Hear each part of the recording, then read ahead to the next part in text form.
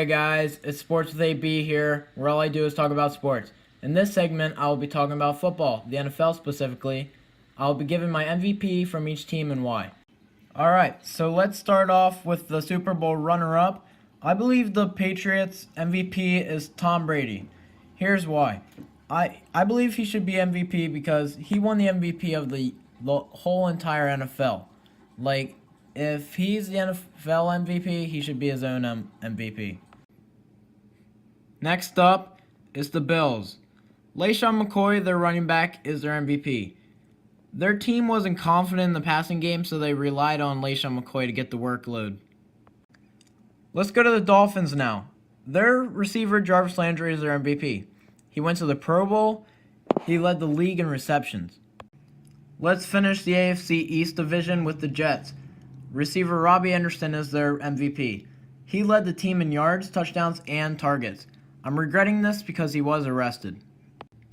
Let's now go over to the NFC East division. I believe the Eagles quarterbacks, both plural quarterbacks, deserve the MVP award. Carson Wentz on the right, Nick Foles on the left. Let's start with Carson Wentz. He should be one of the MVPs because he led the Eagles to a really good record, and he was top numbers for quarterbacks. Well, until he tore his ACL. So anyways, Nick Foles should be the other MVP because he led them all the way since Week 15 to the Super Bowl, and they won. Time for the Cowboys. My MVP is Ezekiel Elliott because the Cowboys had a 6-4 record with him playing and a 1-3 record when he wasn't playing. Let's head on to Washington, a little road trip. For the Redskins, quarterback Kirk Cousins.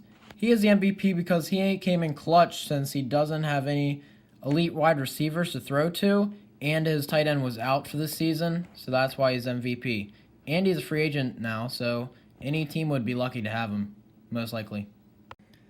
Off to the Big Apple for the New York Giants. Their tight end, Evan Ingram, is their MVP.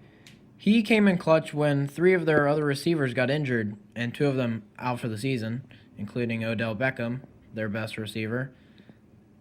Let's go to West Pennsylvania to Pittsburgh. Antonio Brown is the MVP because he had 1,500 yards in his first 13 games, and then he got injured and was out for the rest of the season, except playoffs.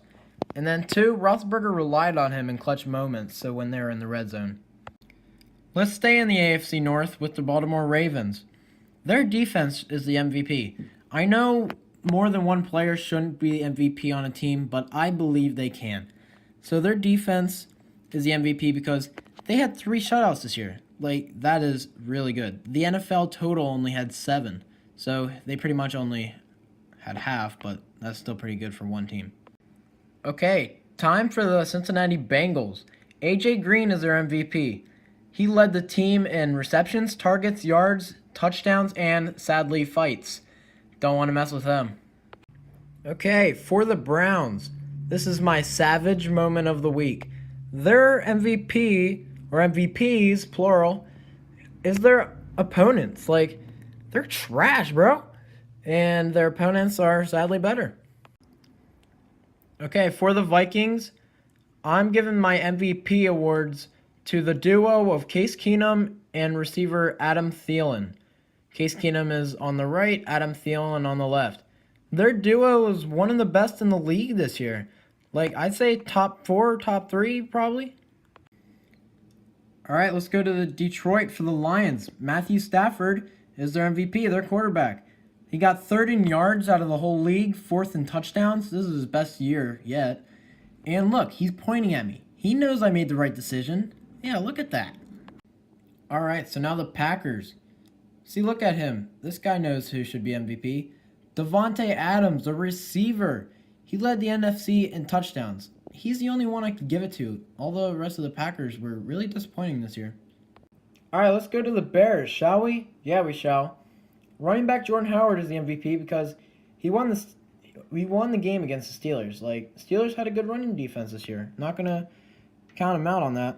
And he was 6th in yards out of the whole year, 3rd in touchdowns, Probably one of the top running backs this year. Yeehaw! Howdy, partner. We're down south, the AFC, for Jacksonville. Their defense is the MVP. Why? I wonder why. They're the best defense in the league this year. Like, they had 5 interceptions against the Pittsburgh Steelers. Like, Steelers are really good. Let's go to the Titans now from Tennessee. Their quarterback, Marcus Mariota, deserves this award for the MVP. This was simply his best season in his career. My bad. Might be.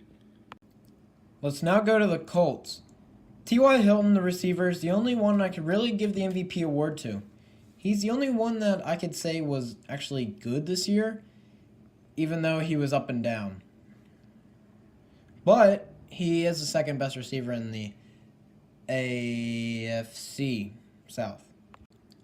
Let's go to the Texans for the man, the myth, the legend, DeAndre Hopkins. He led so many fantasy football leagues this year, it's not even funny. Like, I had him in mine. I didn't do good, but I still won games because of him. He led the league in touchdowns. He was one of the best receivers this year. Oh, and by the way, you can trust me with these because I did win one of my fantasy leagues, just not the one I had DeAndre Hopkins in, so I apologize. Let's start the NFC South divisions with the Saints. Running backs, Mark Ingram and Alvin Kamara are both my MVPs for that team. For Kamara, he was the Offensive Rookie of the Year. That is really a good honor. And MVP by AB is also a good honor. So Mark Ingram, he was the 5th in yards and 2nd in touchdowns. That's amazing as well. Let's go to the Panthers for Cam Newton, the quarterback, led the team in rushing yards, and he really was clutch in tough situations. Like the Saints and Panthers playoff game, that was pretty nice. And when I accidentally said Cam Newton, it's not the best dab in the world. Like, I know how to dab, and it's way better than that. Time for the Falcons. Running back Devontae Freeman is their MVP. He handled the ball well, only 1 fumble. I'd really risk him in a top fantasy draft next year. Like, you can't lose 2 points if he doesn't fumble. Like, yeah. Let's finish the NFC South with the Buccaneers. Their tight end combination is the best in the league. Cameron Braid on the left, O.J. Howard on the right. They both are awesome tight ends, first of all. For Jameis Winston, their quarterback, he relied on the tight ends in the red zone because their receivers couldn't handle it in the red zone. Too much pressure on them. Let's start with the AFC West and the Chiefs.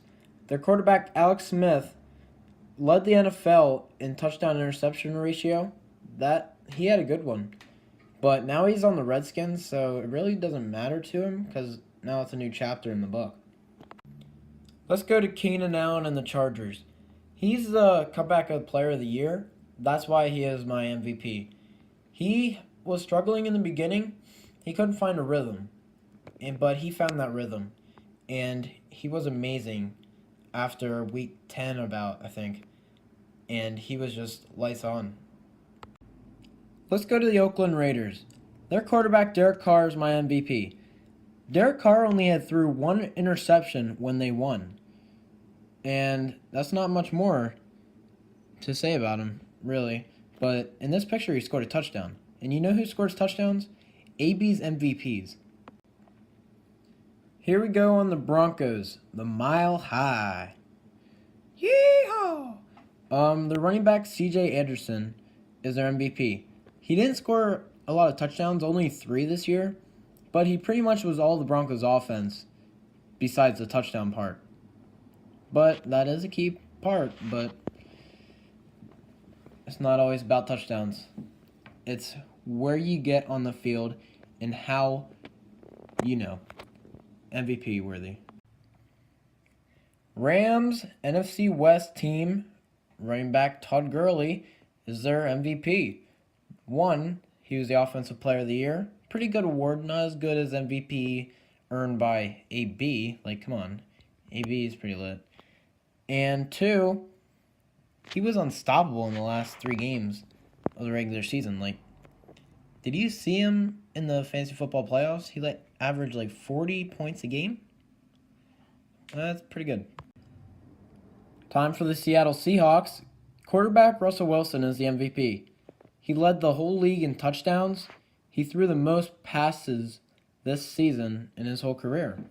Like, this is his best season, in my opinion, just because of how well he did. Not just fantasy football. Like, he had no running game, so he was pretty much the only one to rely on, well, besides his receivers that he threw to. Okay, so Larry Fitzgerald from the Cardinals, the receiver, is their MVP.